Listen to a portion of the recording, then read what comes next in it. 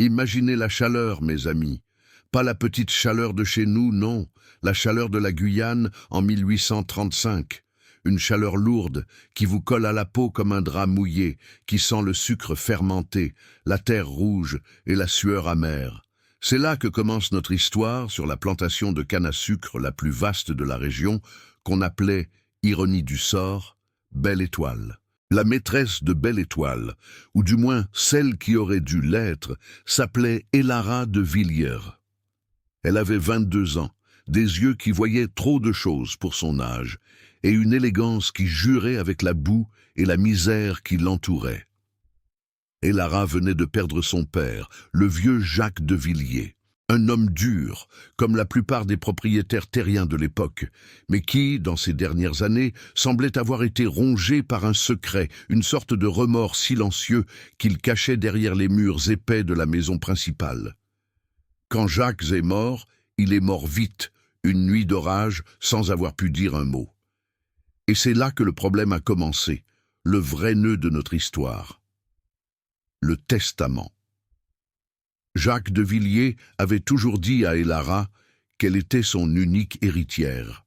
Il lui avait montré les coffres, les registres, lui apprenant à gérer les chiffres, à commander les contremaîtres, même si elle n'avait jamais eu le droit de le faire réellement.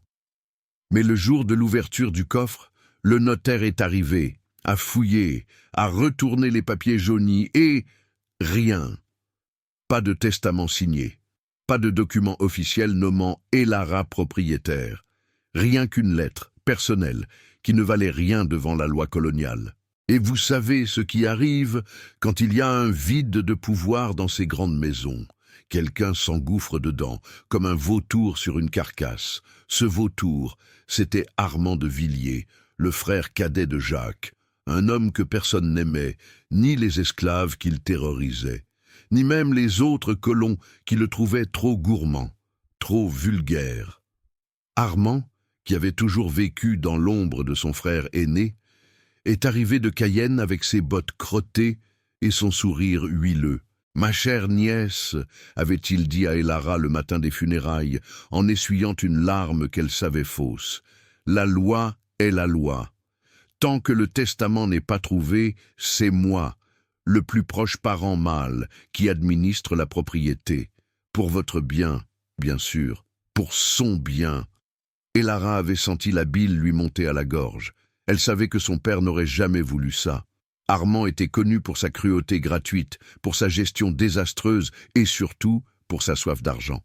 Il avait déjà commencé à vendre des bêtes, des outils et même quelques bijoux de famille sous prétexte de payer les dettes urgentes.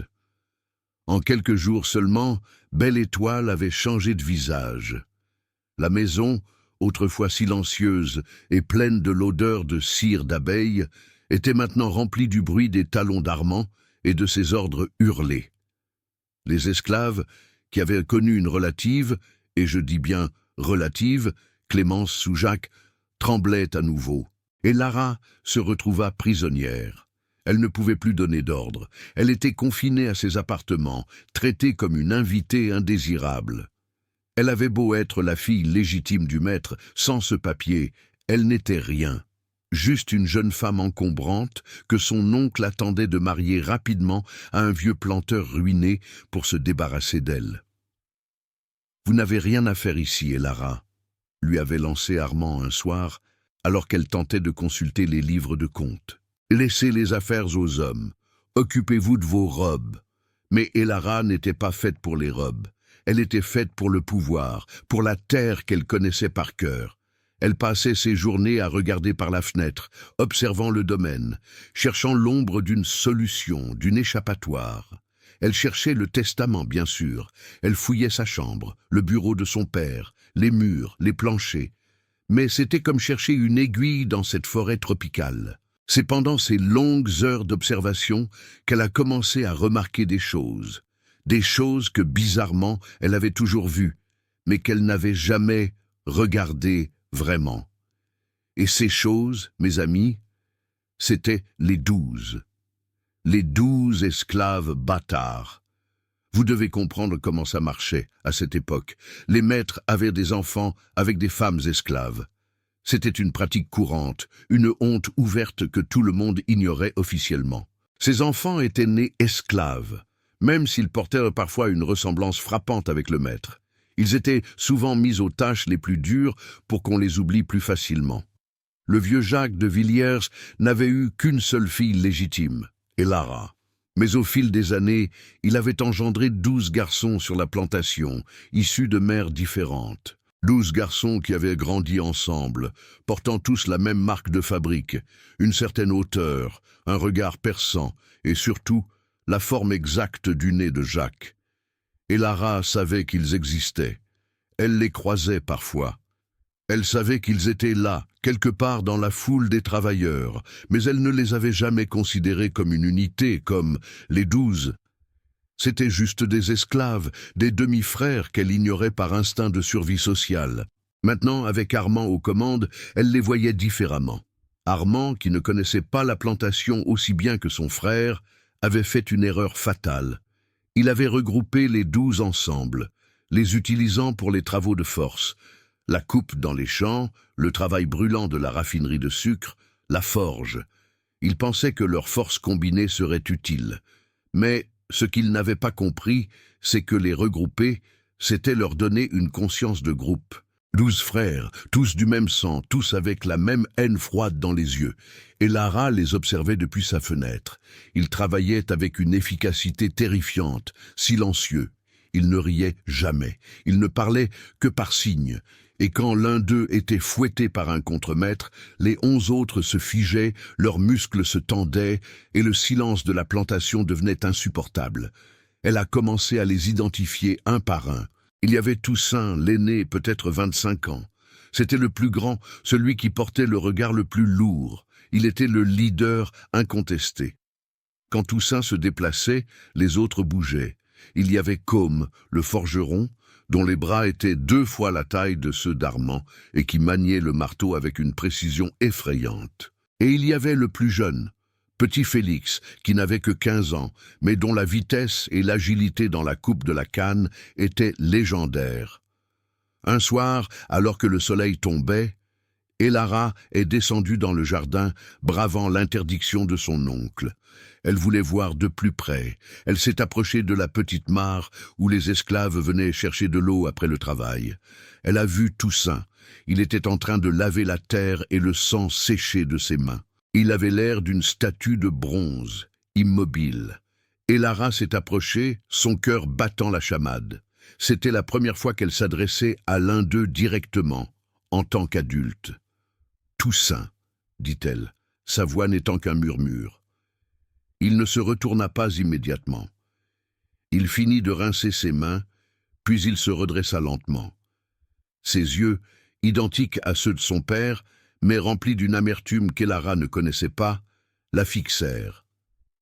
Il ne montra ni surprise, ni respect, juste de l'attente. « Mademoiselle Elara », répondit-il, sa voix grave comme le roulement lointain du tonnerre. « Mon oncle, Armand, il vous fait travailler plus dur, n'est-ce pas ?» Toussaint laissa échapper un rire bref et sec qui n'avait rien de joyeux. « Le travail est le travail, mademoiselle.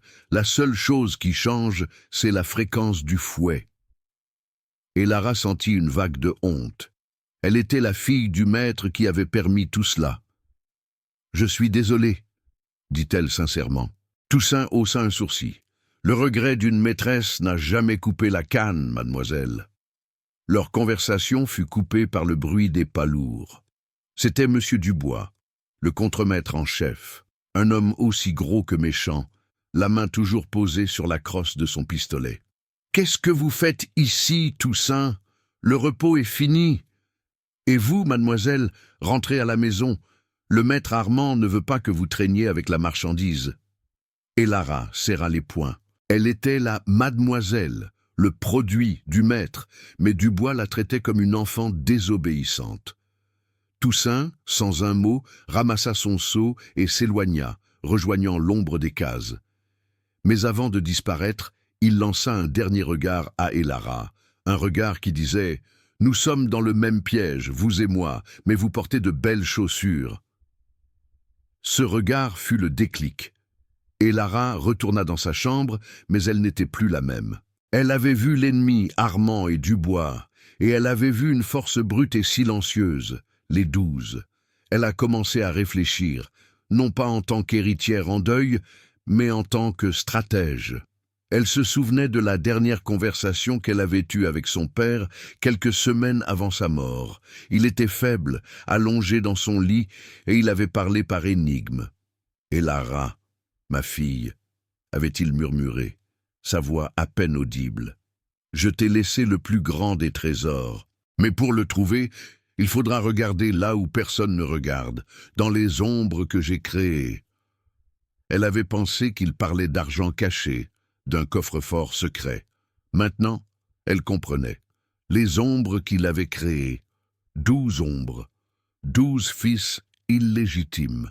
Pourquoi son père, qui avait passé sa vie à ignorer ces garçons, les aurait-il mentionnés sur son lit de mort comme étant la clé de la fortune? Et Lara s'est mise à étudier son père. Jacques de Villiers était un homme de calcul. Il n'avait jamais fait de geste sans raison. Il avait possédé Belle Étoile pendant 30 ans. Il avait amassé une fortune colossale. Il n'était pas du genre à mourir sans laisser de traces. Si le testament n'était pas dans les papiers officiels, c'est qu'il devait être caché, ou que l'héritage lui-même n'était pas un simple document. Et Lara se souvenait aussi des dernières années de Jacques. Il était devenu obsédé par la sécurité du domaine. Il avait fait construire de nouveaux murs, de nouvelles serrures, des caches.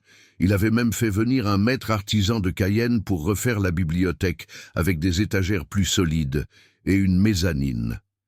C'est vers la bibliothèque qu'elle s'est tournée.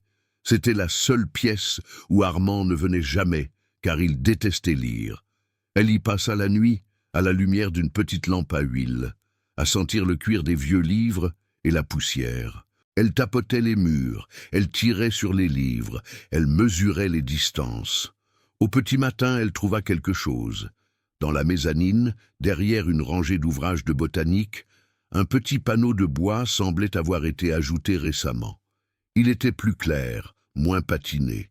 Avec l'aide d'un coupe-papier, elle réussit à le faire glisser. Derrière, il y avait un petit compartiment. Son cœur battait à se rompre. C'était le testament, le papier qui allait la libérer, qui allait chasser Armand, qui allait restaurer son droit. Elle sortit le contenu.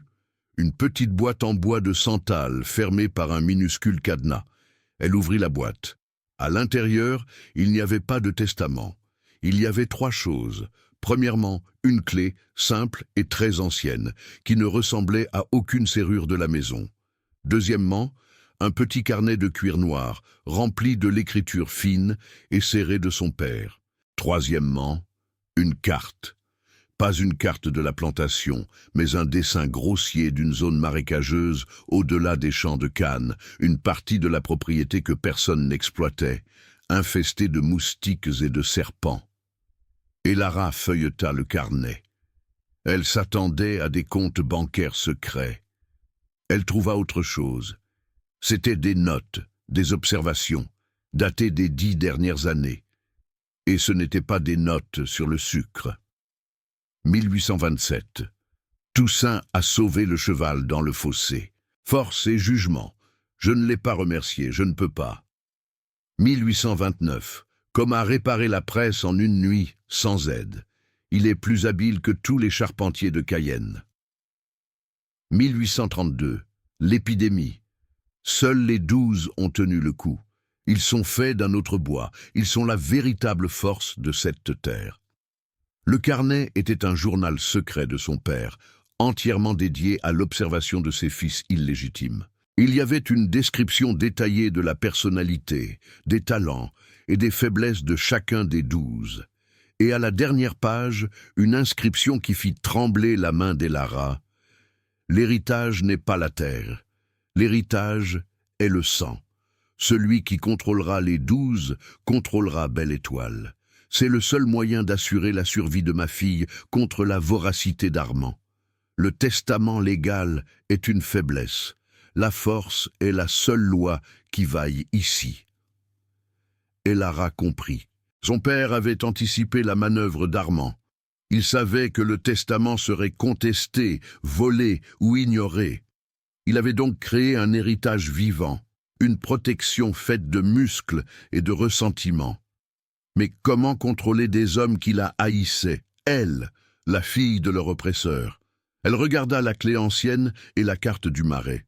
La clé devait ouvrir quelque chose de vital, quelque chose qui se trouvait dans cette zone abandonnée. Elle devait agir vite. Chaque jour, sous la coupe d'Armand, était un jour de plus où Belle Étoile s'enfonçait dans la ruine, et où la vie des 12 devenait plus précaire. Le plan se forma dans son esprit, audacieux, presque fou. Elle ne pouvait pas se battre contre Armand avec des lois ou des avocats. Elle devait utiliser la stratégie de son père, la force brute canalisée par l'intelligence. Elle devait faire alliance avec ses demi-frères. Mais pour cela, elle devait leur offrir quelque chose d'inestimable, quelque chose de plus précieux que leur liberté. La vengeance. La vengeance contre Armand, l'homme qui, en ce moment même, leur faisait endurer l'enfer.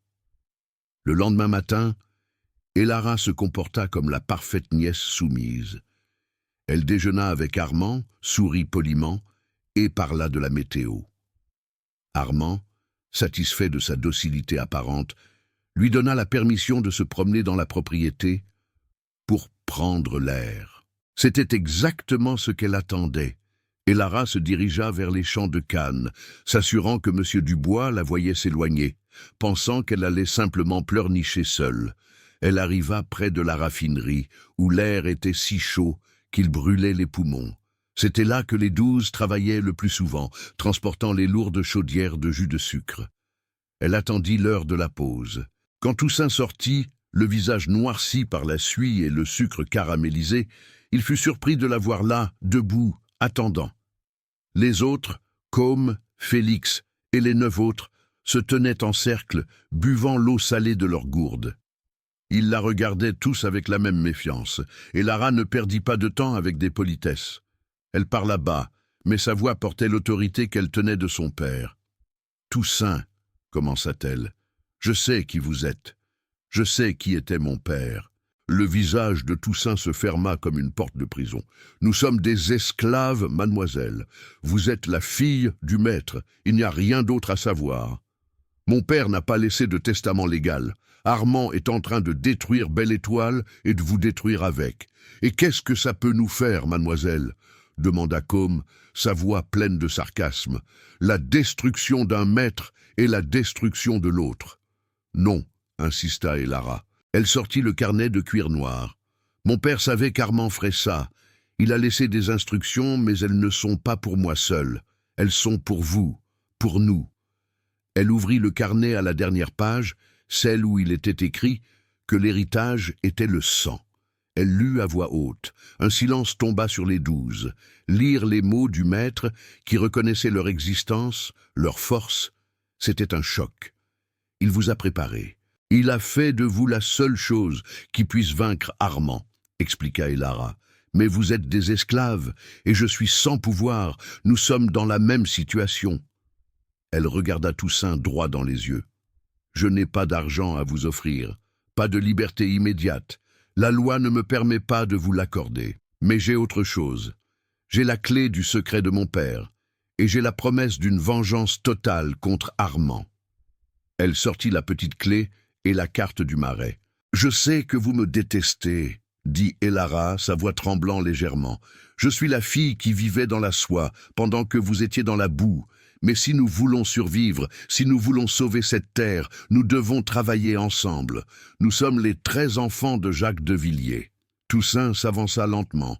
Il prit la carte des mains d'Elara, ses doigts effleurant les siens. « Qu'y a-t-il sur cette carte, mademoiselle » demanda-t-il, sa voix redevenue méfiante. « Je ne sais pas, avoua-t-elle. Mais si mon père a risqué sa fortune pour le cacher là, c'est que ça vaut plus que toute la canne à sucre de la Guyane. C'est peut-être la preuve qui nous donnera à tous la liberté et le pouvoir sur Belle Étoile. » Elle fit une pause, laissant le poids de ses mots s'installer. « Armand est en train de vendre la plantation par morceaux. Si nous attendons, nous serons dispersés et vendus à d'autres maîtres, et vous le savez, Armand ne vous laissera pas ensemble. » C'était l'argument décisif. Leur unité était leur seule protection. Toussaint regarda ses frères. Il vit la peur de la dispersion, mais aussi l'étincelle de l'espoir et surtout la promesse de la vengeance contre l'homme qui avait triplé leurs heures de travail et doublé les coups de fouet. Il rendit la carte à Elara. « Et si nous vous aidons, mademoiselle ?» dit Toussaint, ses yeux sombres et graves. « Et si nous trouvons ce que votre père a caché et que cela nous donne le contrôle de Belle Étoile, qu'allez-vous faire de nous ?»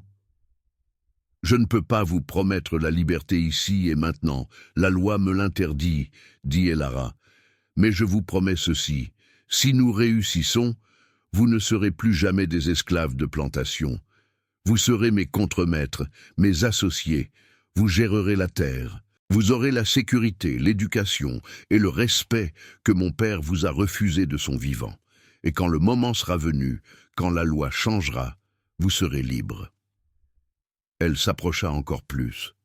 Et Armand? Elle laissa sa voix devenir dure, froide, une réplique parfaite de l'autorité impitoyable de son père. Armand paiera pour chaque coup de fouet qu'il vous a donné, je vous le jure.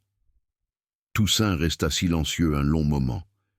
Il jaugeait Elara, cherchant le mensonge, le piège. Il voyait la peur en elle, mais il voyait aussi une détermination nouvelle, une soif de justice qui égalait la sienne.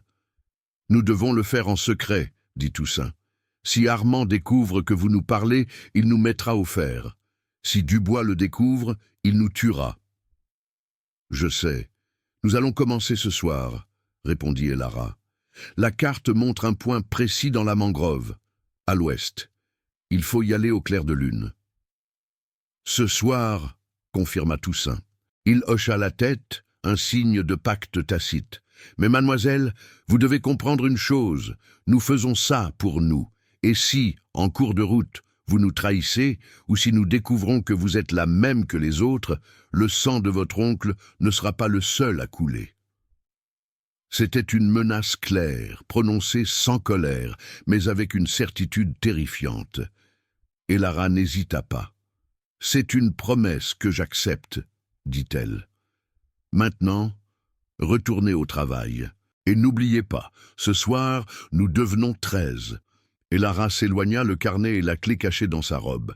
Elle sentait le poids de la responsabilité, mais aussi une excitation nouvelle. Elle n'était plus la prisonnière. Elle était la conspiratrice. Elle passa le reste de la journée à observer Armand. Il était de plus en plus arrogant, de plus en plus insouciant.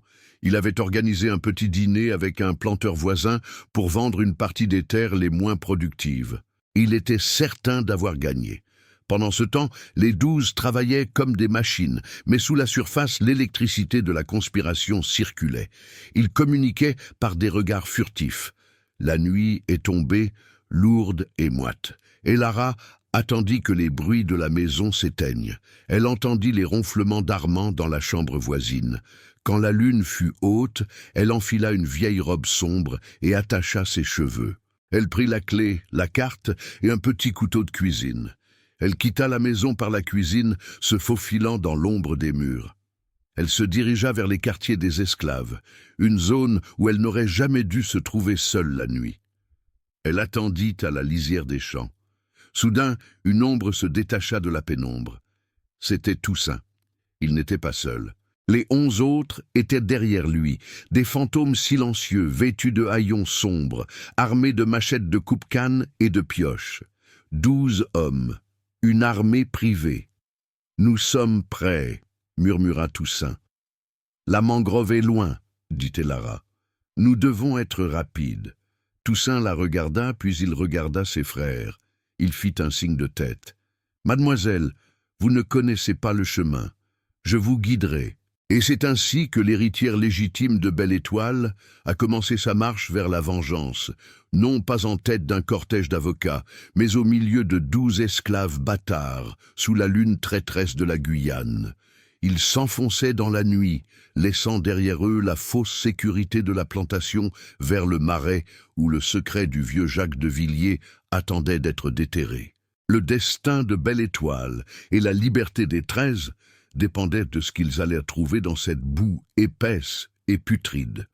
Ils ne le savaient pas encore, mais cette quête allait changer non seulement leur vie, mais l'histoire même de la famille de Villiers pour toujours. Le chemin fut long et difficile. Ils traversèrent des fossés d'irrigation, marchèrent sur la terre fraîchement coupée et finalement, ils atteignirent la lisière de la mangrove. L'air devint plus froid, plus lourd, chargé du parfum âcre de la vase et de l'eau salée. Et Lara, habituée au confort de la maison, luttait pour suivre le rythme des 12. Elle glissait, se cognait contre les racines noueuses, tandis que ses demi-frères se déplaçaient avec l'aisance des animaux sauvages. Toussaint, sans un mot, ralentit légèrement pour qu'elle puisse le suivre, mais il ne lui offrit pas la main. L'alliance était basée sur la nécessité, pas sur l'affection. Ils arrivèrent au point marqué sur la carte. C'était une petite clairière au milieu des palétuviers où la terre était légèrement surélevée. Au centre, il y avait un vieux tronc d'arbre mort, rongé par les insectes et l'humidité. « C'est ici, » dit Elara, essoufflée. Toussaint s'approcha du tronc. Il était massif, et ses racines s'étendaient comme des serpents. « Comme !» ordonna Toussaint. Comme le forgeron s'avança avec une pioche. Il commença à frapper la terre autour du tronc. Le bruit sourd résonna dans le silence de la nuit. Les autres frères montèrent la garde, leurs yeux scrutant l'obscurité, prêts à affronter n'importe quel danger, qu'il s'agisse d'un animal ou d'un contremaître trop curieux. Après 1 heure de travail acharné, Côme s'arrêta. La terre autour du tronc était dégagée, révélant que l'arbre n'était pas planté au hasard. Il était là pour cacher quelque chose. « Le bois est pourri, » dit Côme, essuyant la sueur de son front. « Mais la base est dure. » Toussaint s'agenouilla et passa sa main. Il y avait une fissure circulaire, un joint parfait, qui montrait que le tronc était en fait un couvercle. « Félix, » dit Toussaint. Le jeune Félix, agile comme un singe, grimpa sur le tronc et commença à chercher un point d'accroche. Il trouva une petite fente, à peine visible. Ils utilisèrent les cordes pour tirer. Avec un grincement horrible, le couvercle se souleva, révélant un trou noir, un puits maçonné, descendant dans les profondeurs de la terre humide. Une odeur de moisie et de roches mouillées s'en échappa. Et Lara s'approcha, tenant la clé ancienne dans sa main. « Il doit y avoir une serrure, » dit-elle. Toussaint prit une lampe à huile qu'il avait cachée sous son manteau et la descendit doucement. La lumière révéla un escalier en pierre, descendant en spirale. Au pied de l'escalier, il y avait une porte massive renforcée par du fer, et sur cette porte, une serrure, vieille et compliquée, qui attendait la petite clé. Et Lara tremblait. Elle inséra la clé. Elle tourna. Le mécanisme gronda, puis un clic puissant résonna dans la mangrove. La porte était ouverte. « Nous y allons, » dit Toussaint, regardant Elara. « Je vais devant, » dit-elle, insistant sur son rôle de dépositaire de la clé. Toussaint secoua la tête. « Non, mademoiselle, c'est la terre de votre père, mais c'est moi qui vous protège. » Il prit la lampe des mains d'Elara et s'engagea le premier dans l'escalier sombre. Les autres frères le suivirent, laissant Elara en dernier. Elle descendit. L'air devenait froid, étonnamment froid, ce qui était impossible sous les tropiques. Ils arrivèrent dans une pièce souterraine, sèche, voûtée. Ce n'était pas un cachot, c'était une chambre forte. Les murs étaient recouverts d'une pierre blanche et lisse, et l'endroit sentait le soufre et la poudre à canon. Au centre de la pièce, sous la seule voûte, reposait une caisse en bois de chêne, beaucoup trop grande et trop lourde pour être déplacée. Autour d'elle, il était disposé des râteliers, mes amis. Pas des râteliers de jardin, non, des râteliers d'armes. Imaginez la surprise d'Elara. Sur les murs de pierre lisse, il y avait un arsenal complet, soigneusement huilé et conservé malgré l'humidité du sol guyanais. De vieux mousquets datant peut-être de la guerre de 7 ans, des pistolets à silex, et surtout une trentaine de coutelas de marine affûtés comme des rasoirs. Le vieux Jacques de Villiers n'avait pas seulement cherché à cacher de l'argent, il avait préparé une guerre. Toussaint et les 12 regardaient les armes, non pas avec peur, mais avec une faim silencieuse. Pour des hommes dont la seule arme était la machette de coupe-canne, voir un tel stock, c'était voir la promesse d'une égalité soudaine. Votre père était un homme prévoyant, murmura Toussaint, touchant la crosse d'un fusil. Et Lara se dirigea vers la caisse en chêne. Elle était scellée par des bandes de fer rouillées. Elle utilisa la clé ancienne pour ouvrir le cadenas, qui céda avec un craquement douloureux. À l'intérieur, il y avait bien de l'or. Des piles de pièces espagnoles, portugaises, françaises, brillantes sous la faible lumière de la lampe. Une fortune en métal lourd. Mais l'or n'était que la première couche. Sous l'or, il y avait des papiers. Et ces papiers valaient plus que tout l'or de la colonie. Le premier document était le testament, le vrai, rédigé sur un vélin épais, signé par Jacques de Villiers et contresigné par un notaire de Saint-Laurent-du-Maroni, loin de l'influence d'Armand à Cayenne. Ce document nommait clairement Lara comme l'unique héritière de Belle Étoile. Mais ce n'était pas tout. Il y avait une clause, écrite en marge, qui liait la terre et le sang.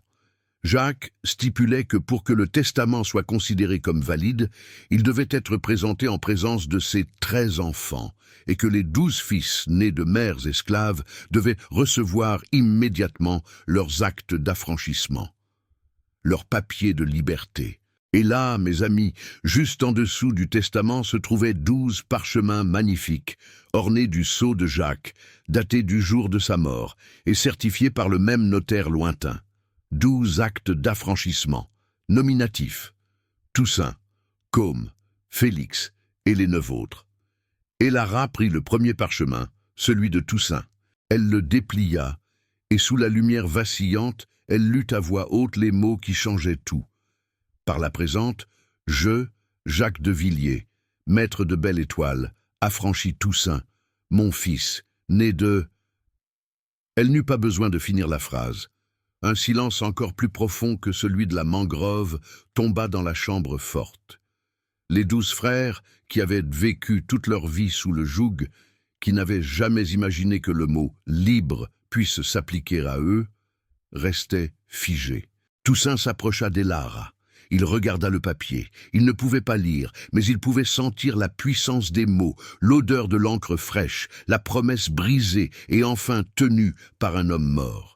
« C'était ça, les ombres que vous avez créées ?» demanda Lara, s'adressant au mur, comme si son père était encore là. « Vous nous avez liés. Vous avez fait de notre survie mutuelle la condition de l'héritage. » Toussaint leva les yeux vers Lara. Toute la méfiance n'avait pas disparu, mais elle était recouverte par un respect nouveau, terrifiant. Son père les avait traités comme des outils, oui, mais des outils essentiels. Il avait fait d'eux la clé de la fortune, le verrou qu'Armand ne pourrait jamais forcer. « Nous sommes libres », dit Côme le forgeron, sa voix rauque d'incrédulité. « Vous l'êtes légalement », rectifia Lara, rangeant les papiers avec soin. « Mais la loi ici, c'est Armand. Si nous lui présentons ça maintenant, il dira que ce sont des faux. Il brûlera les papiers et nous fera jeter en prison, vous comme moi. » Elle prit le dernier document de la caisse. C'était un grand livre de comptes, différent de ceux qu'elle avait l'habitude de voir dans le bureau. « Ceci, dit-elle, c'est le véritable trésor. » Le livre détaillait non seulement les dettes de Jacques, mais aussi les transactions secrètes d'Armand. Des ventes illégales de terrain, des pots de vin versés aux autorités portuaires pour faire passer de la contrebande et, plus grave encore, la preuve qu'Armand avait falsifié des documents pour s'approprier les biens de petits colons ruinés. « Avec ce livre, expliqua Lara, nous pouvons détruire Armand, non pas seulement en tant qu'héritier, mais en tant qu'homme libre. C'est notre levier. » Le plan se clarifiait dans l'esprit des 13. Ils avaient la légitimité, le testament, la force, l'arsenal et les 12 hommes, et le levier, le livre de comptes. « Nous ne pouvons pas traîner ici, » dit Toussaint, reprenant son rôle de leader. « L'aube arrive vite. Nous devons frapper, avant qu'Armand ne se réveille. » Il regarda l'arsenal. « Nous prenons ce dont nous avons besoin. Les mousquets sont trop bruyants. Nous prendrons les coutelasses et les pistolets. » Les 12 s'équipèrent rapidement, leurs mouvements précis et silencieux. Voir ces hommes, qui n'avaient jamais eu le droit de posséder une arme, s'emparer de ces instruments de guerre avec une telle aisance était impressionnant. Et Lara, quant à elle, s'arma aussi. Elle prit un petit pistolet de dame, un double canon élégant, et le glissa dans la ceinture de sa robe. Elle cacha le testament, les 12 actes d'affranchissement et le livre de comptes sous son châle. « Nous laissons l'or, ordonna Toussaint. L'or est lourd. Nous reviendrons le chercher quand Belle Étoile sera à nous. » Ils remontèrent l'escalier. Toussaint et Côme remirent le couvercle de bois sur le puits et dissimulèrent la terre fraîchement remuée du mieux qu'ils purent. Ils repartirent vers la plantation, mais cette fois, l'atmosphère était différente. Ils ne se cachaient plus comme des esclaves en fuite, mais avançaient comme une unité de combat, déterminée. Et Lara marchait au milieu des 12, les évitant toujours, mais les respectant désormais. Elle était l'esprit, et ils étaient le corps. « Toussaint », demanda-t-elle à voix basse alors qu'ils traversaient les champs sombres, « quelle est la première cible ?»« Armand. »« Non, » répondit Toussaint, son pas ne ralentissant jamais. « Armand est lâche. Il se rendra quand il n'aura plus ses chiens. La première cible, c'est Dubois. » Dubois, le contremaître en chef, dormait dans une petite maison isolée près des écuries. C'était l'homme qui maniait le fouet avec le plus de zèle, celui qui incarnait la cruauté d'Armand. Le venger était la première étape pour gagner la loyauté totale des 12. Ils atteignirent la lisière des bâtiments de la plantation alors que le ciel commençait à prendre cette teinte grise et incertaine qui précède le lever du soleil. L'heure où le sommeil est le plus lourd. Toussaint divisa les forces. « Accom, Félix, vous venez avec moi, nous allons chez Dubois. Les autres, vous vous dispersez. 2 à la raffinerie, 2 aux écuries et les 5 autres aux cases pour assurer le calme. S'il y a du bruit, que personne ne sorte. » Il regarda Elara. « Mademoiselle, vous allez à la maison principale, vous attendez dans le salon. Quand vous entendrez le premier cri, c'est le signal. » « Le premier cri ?» répéta Elara, sentant son cœur se serrer. Elle savait que la vengeance ne serait pas propre. « Oui, quand Dubois aura compris que son règne est fini, » dit Toussaint, sans émotion. « Ensuite, vous allez voir Armand. » Elara hocha la tête. Elle était prête. Elle se sépara d'eux, se dirigeant vers la grande maison, se glissant par la porte de service qu'elle avait laissée déverrouillée. Elle arriva au salon. La pièce était froide et sentait le tabac rassis d'Armand. Elle se cacha derrière un grand paravent de soie, les documents serrés contre elle, le petit pistolet dans sa main moite. Dehors, le silence était total, lourd. On n'entendait que le chant lointain des insectes nocturnes. Pendant ce temps, Toussaint, Côme et Félix s'approchaient de la cabane de Dubois. Toussaint avait pris un coutelas. Dubois était un homme d'habitude. Il dormait toujours la fenêtre ouverte, même si cela attirait les moustiques, car il se sentait en sécurité, sachant que les esclaves étaient enfermés et effrayés. Côme et Félix se placèrent de chaque côté de la porte. Toussaint entra par la fenêtre. La scène fut brève, brutale et silencieuse. Le contremaître se réveilla en sursaut, sentant une présence sombre au-dessus de lui. Il tenta de crier. Toussaint fut plus rapide, il ne le frappa pas. Il utilisa la force de ses bras pour le maîtriser et le bâillonner avec un morceau de tissu arraché à la literie. Dubois, énorme et cruel, se débattit comme un porc. Côme et Félix entrèrent, et en quelques secondes, Dubois était ligoté, les poignets et les chevilles attachés avec des cordes de chanvre. Toussaint s'agenouilla près du contremaître. Il retira le bâillon, juste assez pour que Dubois puisse parler, mais pas assez pour crier fort. « Monsieur Dubois, » dit Toussaint, sa voix calme, sans haine, ce qui était bien pire que la colère. « Vous n'êtes plus le maître ici. » Dubois, les yeux exorbités par la peur, tenta de cracher des insultes. « Armand, il va vous tuer !» haleta-t-il. Toussaint ne répondit pas. Il prit le fouet de Dubois qui était accroché au mur, un instrument de cuir tressé que Toussaint connaissait trop bien. Il regarda le fouet, puis il regarda Dubois. Il le brisa en deux, lentement, avec la force de ses mains, le cuir se déchirant avec un bruit sec.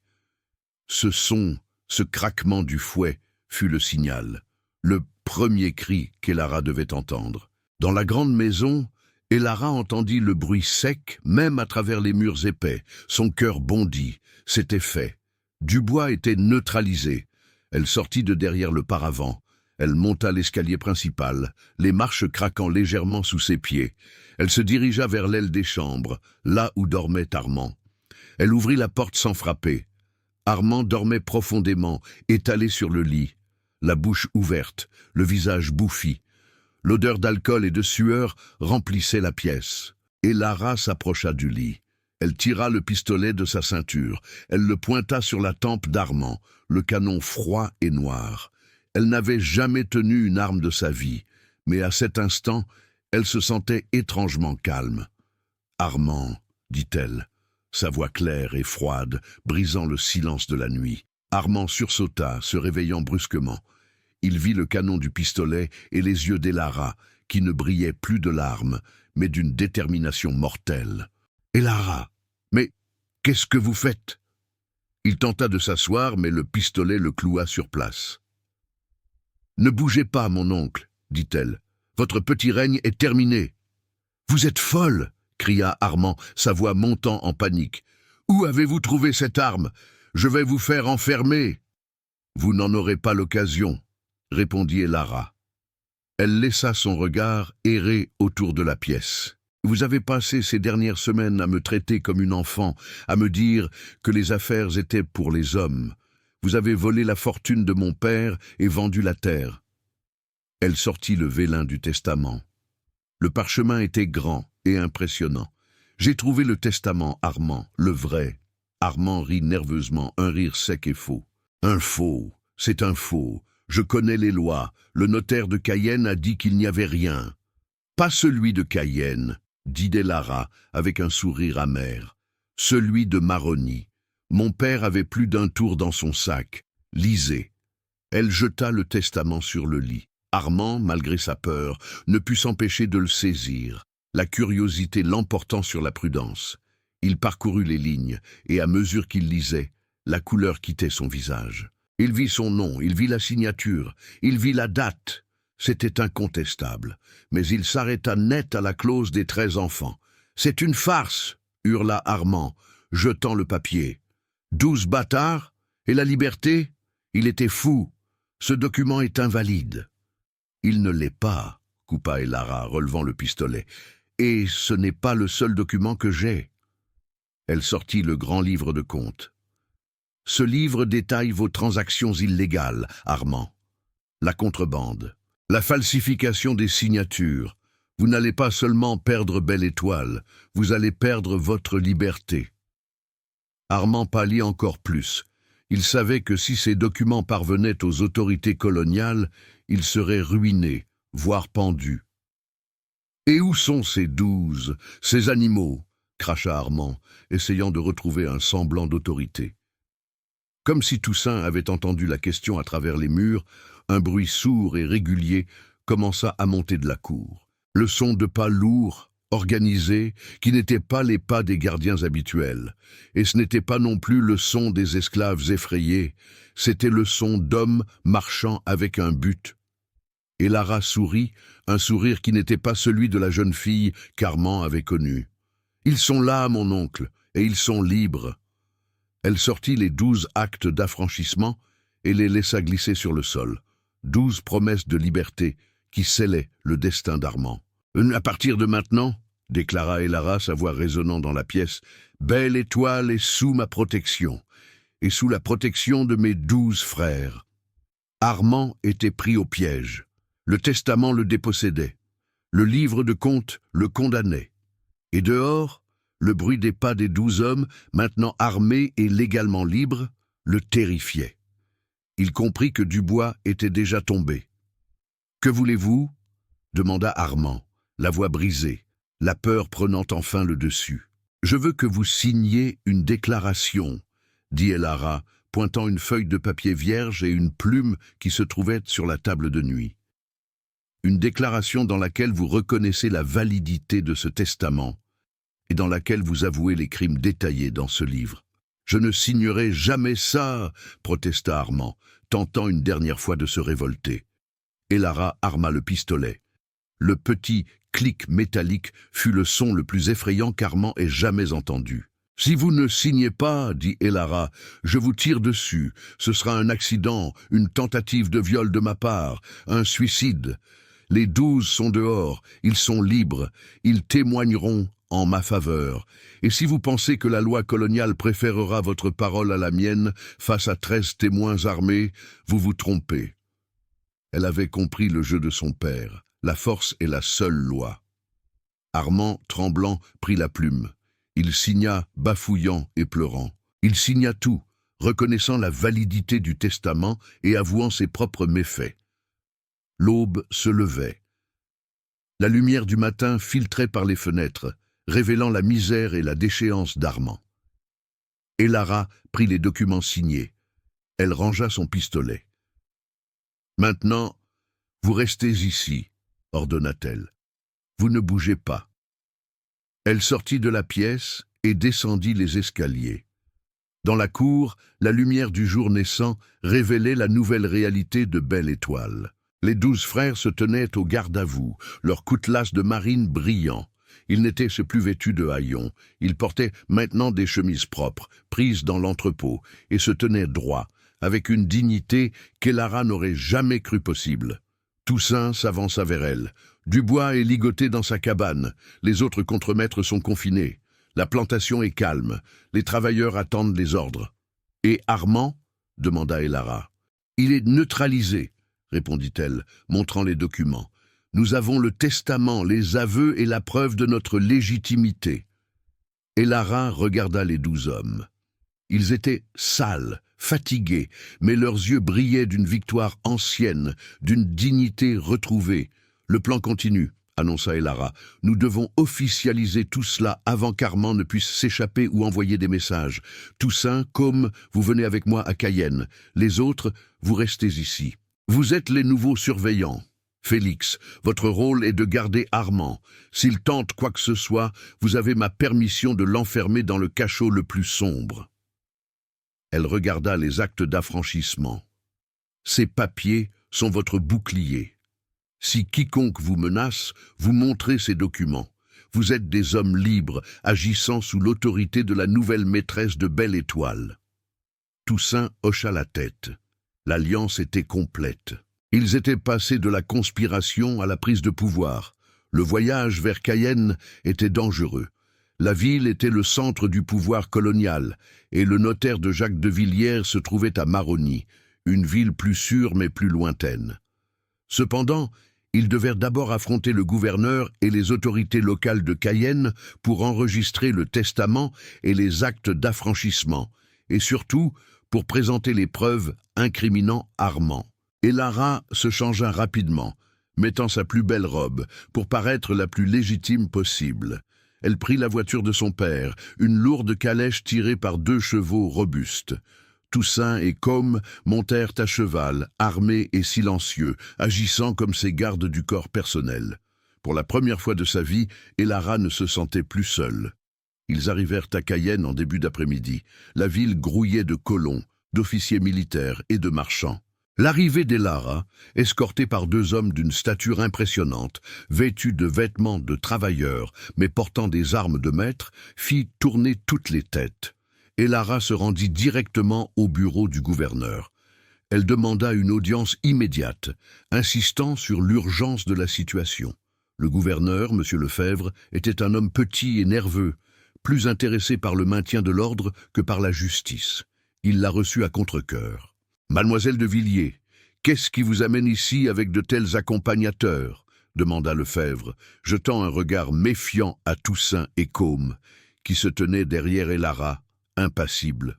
« Ce sont mes associés, monsieur le gouverneur, » répondit Elara, sa voix ne tremblant pas, « et ils sont la preuve vivante que la loi a été bafouée à Belle Étoile. » Elle posa sur le bureau les 3 documents, le testament de Jacques, les aveux d'Armand et le livre de comptes. Mon oncle, Armand de Villiers, a volé Belle Étoile en cachant ce testament. Il a ensuite commis de nombreux crimes détaillés dans ce livre, y compris la contrebande et la falsification. Le gouverneur feuilleta les aveux d'Armand. Il reconnut l'écriture et la signature. Son visage devint cireux. Une affaire de cette ampleur, impliquant un propriétaire terrien important, était le genre de scandale qu'il voulait éviter à tout prix. « Ces accusations sont très graves, mademoiselle, » dit Lefebvre, essayant de gagner du temps. « Et ces deux hommes, ils sont esclaves de votre plantation, n'est-ce pas ?» Et Lara sourit. C'était le moment décisif. « Non, monsieur le gouverneur.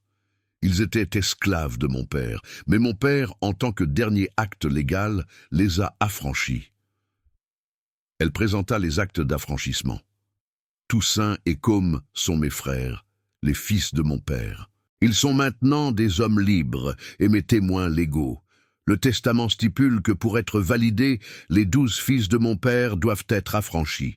Si vous refusez de reconnaître ces documents, le testament entier devient caduc et l'héritage reviendra à la couronne, ce qui serait un scandale pour la colonie. » C'était un coup de maître. Et Lara avait utilisé la vanité et la peur de la bureaucratie coloniale contre elle-même. Lefebvre ne voulait pas de scandale, et il voulait encore moins que la couronne s'intéresse de trop près aux affaires de la Guyane. Le gouverneur se leva. Il avait compris la situation. Soit il reconnaissait le testament et la liberté des 12, soit il déclenchait une crise légale qui le mènerait à la ruine politique. « Très bien, mademoiselle de Villiers, » dit Lefebvre, la sueur coulant sur son front. « Je reconnais ces documents. Le testament est validé. Armand de Villiers sera arrêté immédiatement pour fraude et contrebande. » Il se tourna vers Toussaint et Côme. « Vous êtes des hommes libres, vos papiers seront enregistrés. » Toussaint et Côme n'esquissèrent pas un sourire. Leur liberté était un fait, pas une surprise. Et Lara avait gagné la première bataille légale. Mais la guerre n'était pas finie. Elle savait que la loi était une chose, et la réalité sur le terrain en était une autre. « Monsieur le gouverneur, » dit Lara, « je dois retourner à Belle-Étoile immédiatement. Je dois prendre le contrôle de la plantation et assurer l'ordre. J'ai besoin que vous envoyiez une escorte pour arrêter Armand et pour protéger mes frères, qui sont maintenant mes contremaîtres. » Lefebvre, soulagé de clore l'affaire rapidement, accepta. Il envoya un détachement de 3 hommes pour accompagner Lara. Le retour à Belle-Étoile fut triomphal, même si la victoire était encore fragile. Ils arrivèrent au crépuscule. La plantation était étrangement silencieuse. Les autres esclaves, qui avaient vu le changement de garde, attendaient, anxieux. Lara entra dans la cour. Félix l'accueillit. « Armand est dans le cachot, mademoiselle, » dit le jeune homme. « Il a tenté de s'échapper. »« Bien, » dit Lara.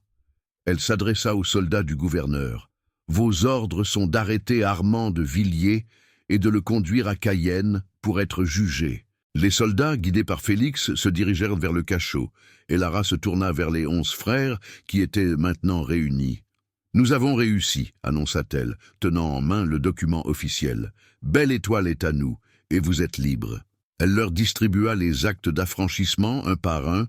Le moment était solennel.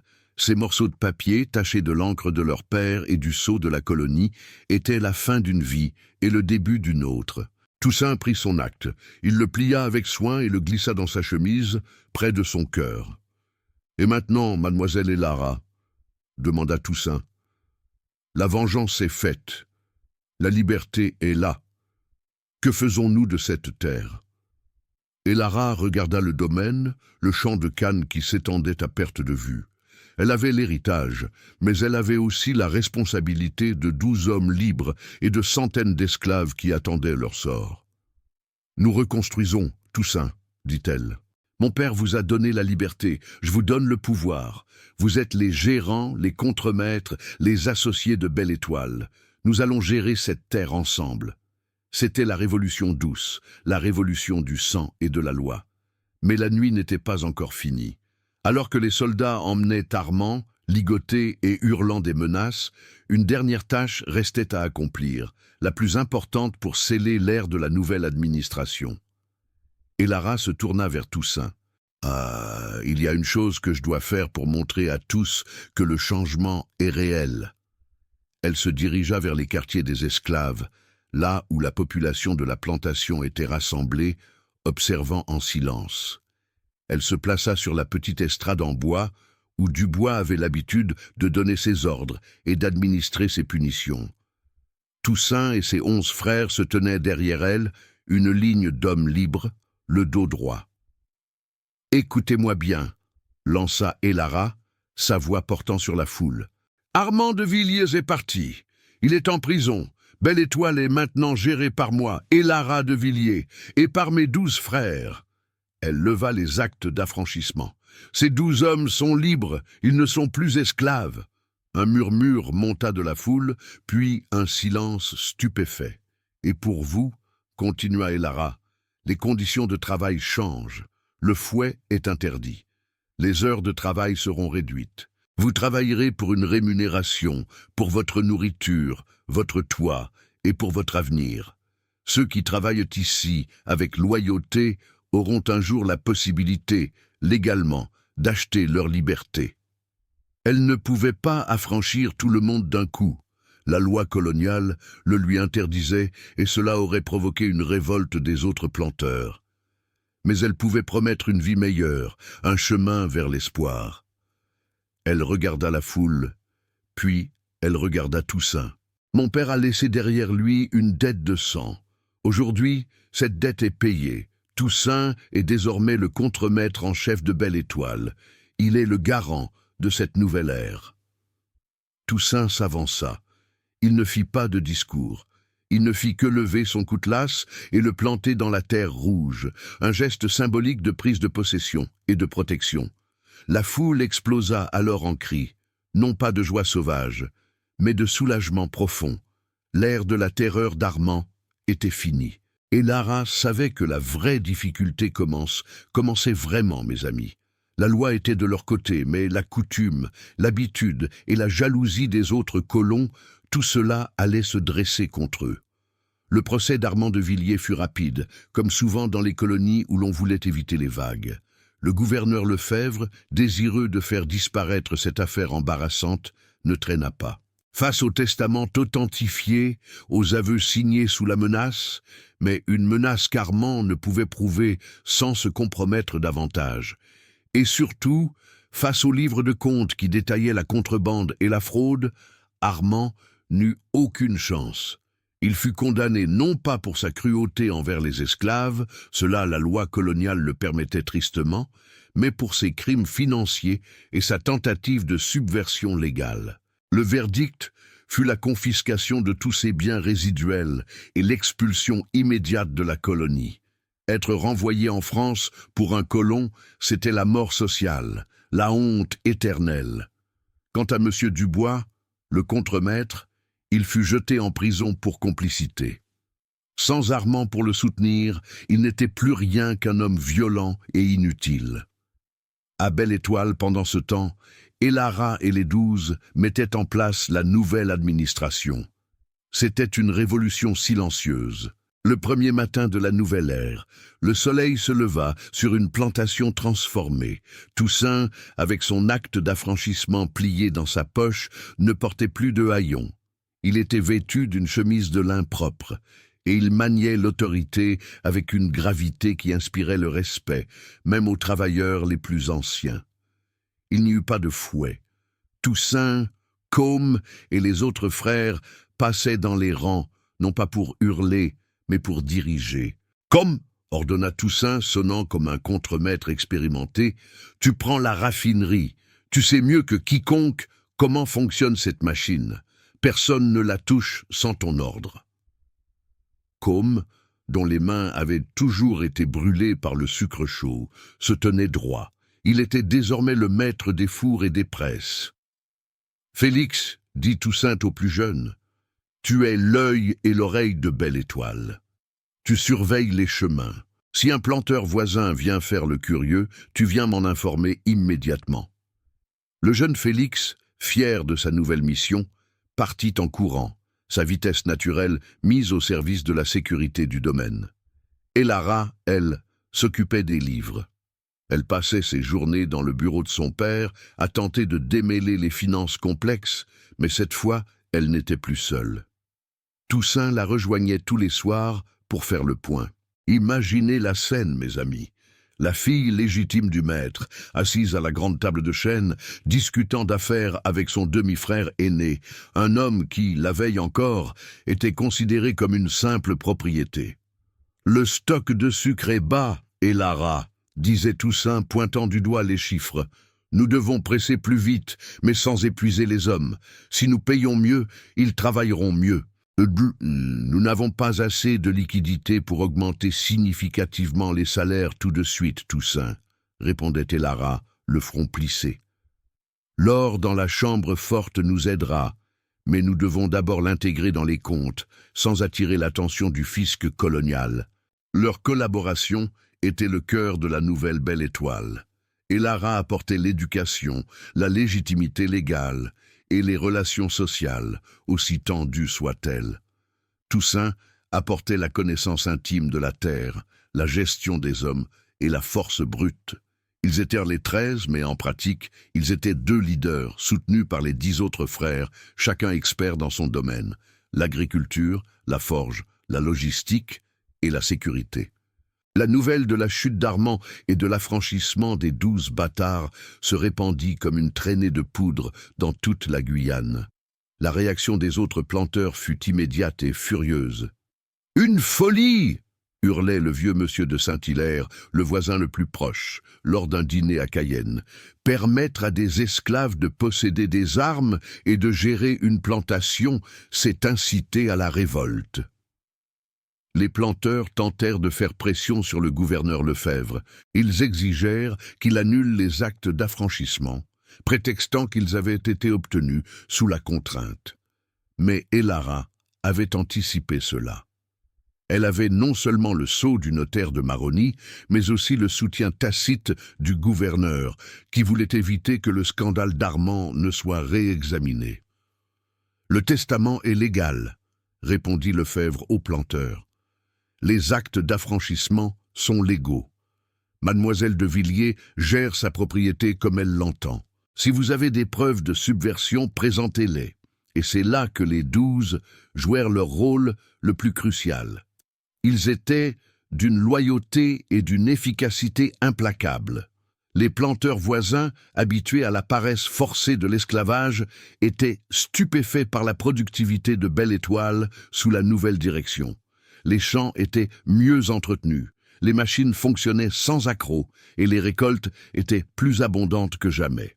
Toussaint avait compris que la meilleure vengeance n'était pas la violence, mais le succès. Il prouvait jour après jour qu'un homme libre et motivé était infiniment plus précieux qu'un esclave terrorisé. Les tentatives d'intimidation ne manquèrent pas. Une nuit, des hommes masqués, envoyés par un planteur jaloux, tentèrent d'incendier la raffinerie. Mais Félix, l'œil de Belle Étoile, les repéra avant qu'ils n'atteignent les bâtiments. Les 12, armés des coutelas du père, ne se battirent pas comme des esclaves qui se rebellaient, mais comme des propriétaires qui défendaient leurs biens. Les intrus furent repoussés sans effusion de sang, mais avec une telle brutalité maîtrisée que la nouvelle se répandit. Toucher à Belle Étoile, c'était s'attaquer à une forteresse gardée par des fantômes. L'image d'Elara, la jeune héritière élégante, et de Toussaint, le contremaître noir et libre, devint le symbole d'une étrange et nouvelle puissance. On les appelait les 13 de Belle Étoile, une force qu'il valait mieux ne pas défier.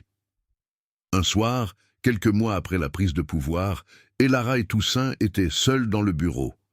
La nuit était calme, le bruit lointain des moulins à sucre étant le seul signe que la plantation travaillait encore. Elara se leva et se dirigea vers la fenêtre, regardant les lumières des cases, où les travailleurs vivaient désormais dans des conditions décentes. « Toussaint, » dit-elle, se tournant vers lui, « je dois te demander quelque chose. Pourquoi as-tu accepté de m'aider? Tu aurais pu prendre les papiers de liberté, l'or, et t'enfuir avec tes frères. » Toussaint la regarda longuement. Il était assis dans le fauteuil de leur père, une place qu'il occupait naturellement maintenant. « Parce que la liberté sans la terre n'est qu'une fuite, mademoiselle Elara, » répondit-il, sa voix grave. « Et parce que la vengeance contre Armande n'aurait pas suffi. Mon père nous a donné la liberté, Mais il nous a donné aussi la chance de prouver que nous méritions plus que ça. Il nous a donné une famille. Il se leva et s'approcha d'elle. Ce n'était plus le regard distant du début, mais le regard d'un allié, d'un frère. Vous êtes l'héritière légitime, Elara. Nous sommes la force légitime. Votre père savait que le seul moyen de vaincre la loi des hommes était de créer une loi du sang plus forte. Il nous a unis pour que Belle Étoile survive. Elara sentit une vague d'émotion. Elle n'avait jamais connu de véritable famille. Son père était distant et Armand était un monstre. Maintenant, elle avait 12 frères, des hommes qui la protégeaient et la respectaient. « Nous sommes les 13, dit-elle, reprenant la phrase qu'elle avait prononcée ce jour-là dans le champ de Cannes. « Les 13 de Belle Étoile, confirma Toussaint. Ils n'étaient pas des amis, pas des amants, mais quelque chose de plus rare et de plus solide dans ce monde brutal, des partenaires liés par le destin et la survie. L'histoire de Belle Étoile est celle d'une transformation radicale, mes amis. Elara de Villiers, l'héritière qui n'avait rien, a trouvé sa fortune non pas dans l'or, mais dans les ombres de son père. Elle a utilisé la force de ses demi-frères pour garantir sa légitimité, et elle a utilisé sa légitimité pour leur garantir la liberté. Dans les années qui ont suivi, Belle Étoile est devenue un modèle de gestion, et Lara a continué à affranchir les esclaves avec parcimonie, les transformant en travailleurs rémunérés, suivant la loi à la lettre pour éviter l'intervention coloniale, mais changeant la réalité de l'intérieur. Toussaint est resté le gérant en chef, un homme d'affaires redouté et respecté. Com a transformé la raffinerie en une merveille d'efficacité. Félix est devenu chef de la sécurité, capable de déjouer les complots des planteurs jaloux. Les 12 frères ont prouvé que la dignité et la liberté étaient les meilleurs moteurs de l'économie. Et le vieux Jacques de Villiers, il avait tout calculé. Il avait laissé le testament qui protégeait sa fille et les actes d'affranchissement qui assuraient l'exécution de ce testament par la seule force qu'il respectait, celle du sang et de la nécessité. Il avait été un oppresseur toute sa vie, mais dans la mort, il avait semé les graines d'une justice inattendue. Et Lara n'a jamais épousé un planteur ruiné. Elle a géré Belle Étoile, une femme puissante, entourée de ses 12 frères libres. Elle a fait de la plantation un refuge, un lieu où la couleur de la peau ne déterminait pas la valeur d'un homme, même si le reste de la colonie mettrait encore des décennies à comprendre cette vérité. Belle Étoile, la Belle Étoile, avait enfin trouvé sa véritable lumière, une lumière née de l'ombre, de la vengeance et d'un pacte de sang. Et c'est ainsi que l'héritière et ses 12 frères bâtards ont délivré la fortune familiale, et ce faisant, ont changé à jamais leur propre destin. La leçon, mes amis, est simple. Dans la lutte pour la survie, la famille que l'on découvre est souvent plus forte que celle que l'on reçoit. Et la vraie liberté, elle, ne s'attend pas, elle se prend avec audace et détermination. Merci de m'avoir écouté.